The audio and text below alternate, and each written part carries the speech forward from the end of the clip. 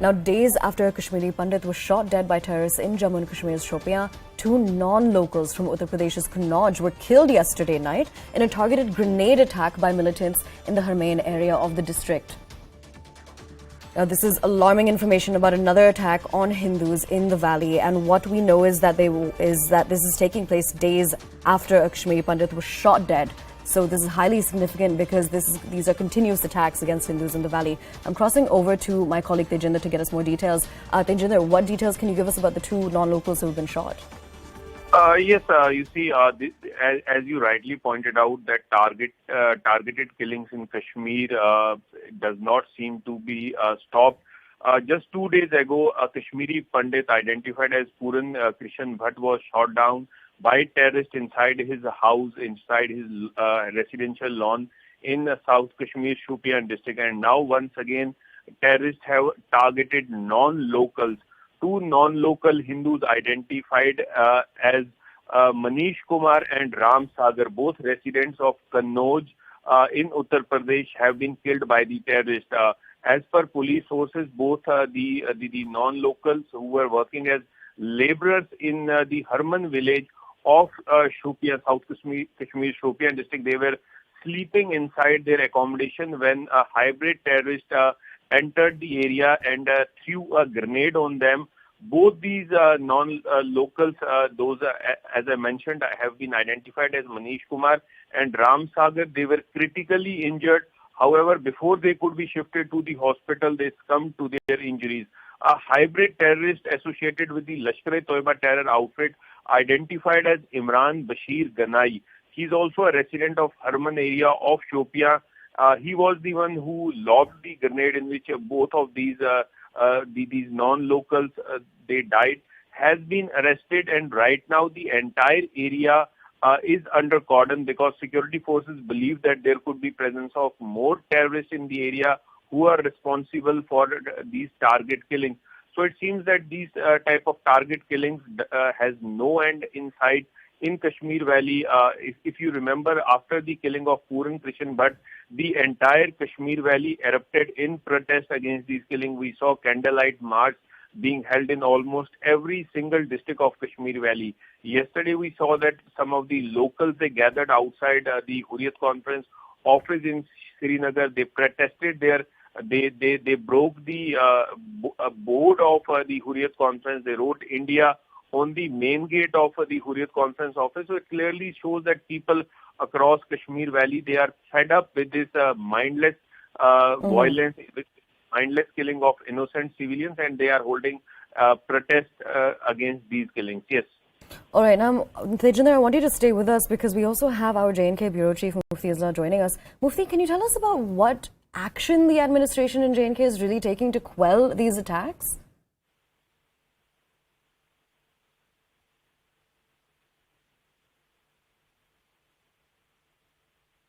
Mufti, can you hear me? Yeah, I can hear you. All right, Mufti, what I wanted to ask you was, could you tell us about what the J&K administration is really doing to quell these attacks? I mean, within hours of this this terror act which took place in Shopian, wherein two Hindu laborers, Manish Kumar and Ram Sagar, were killed, the Jammu and Kashmir police claimed that it has arrested a hybrid militant in that area in Shopian. It's the same place, Harmain, where that grenade was lobbed, in which two of the laborers were killed. Now, they've identified him as someone who is linked with Lashkar, and his name is Imran Bashir Ganai. He is under sustained interrogation, and in fact, he has confessed to the throwing of the grenade. Clearly, apart from this, Jammu and Kashmir police has also identified another militant from Lashkar who was wanted in the killing of Puran Krishan Bhatt. If you recall, on Saturday, there was this Kashmiri pandit farmer who was killed in an adjoining area. That place happens to be Chaudhry Gund.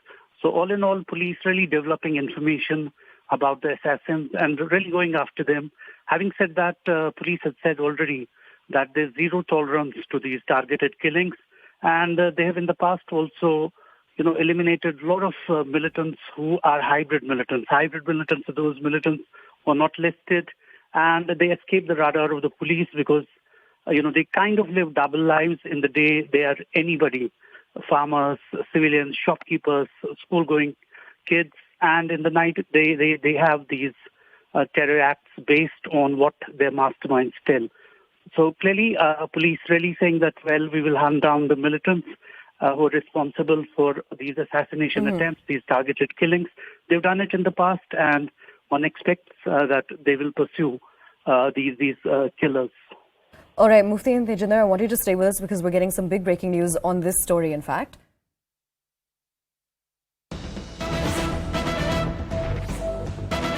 Now, hours after the killing of 2 laborers from Uttar Pradesh, the police have claimed that they have arrested a hybrid terrorist from the same village, Harmain, in Shopian district. Now, according to police sources, the arrested accused has also confessed to his crime.